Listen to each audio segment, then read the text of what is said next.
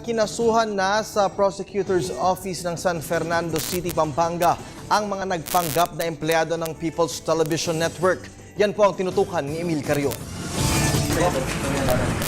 Sa naganap na entrapment operation, halos 2 linggong inipon, kinumpirma, sinala at tinimbang ang mga impormasyon na ipinarating sa telebisyon ng bayan.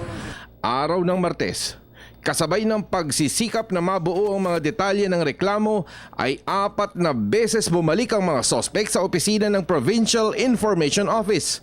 Iisa at halos namimilit ang hiling maglabas ng 50,000 piso para sa umano'y ika-26 na anibersaryo ng Grupong Lingkod Bayan PTB4. Pero bukod sa perang inihingi na tatapatan ng isang parangal para sa punong lalawigan, ay may alok din ng isang pelikula na gagawin. Ang halaga, 5 milyong piso. Pero kung piling bituin ang gagamitin, ay may dagdag pang 3 milyong piso.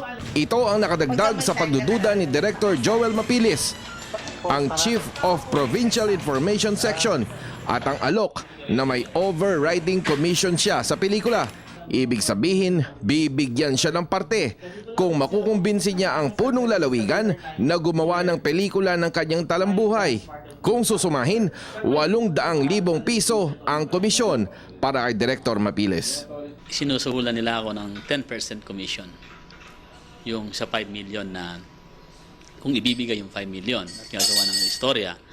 At kung papayag daw si Gobernador, ay mamimili si Gobernador sa 3 artista. Si Marian Rivera, Lobby Po at saka si Jeneline Mercado.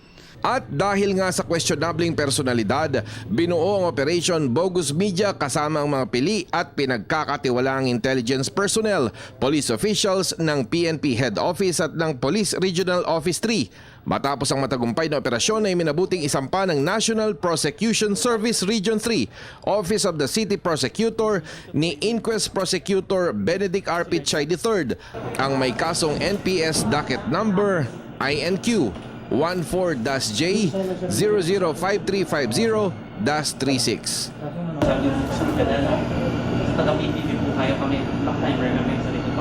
Para sa Telebisyon ng Bayan, ako si Emil Carion.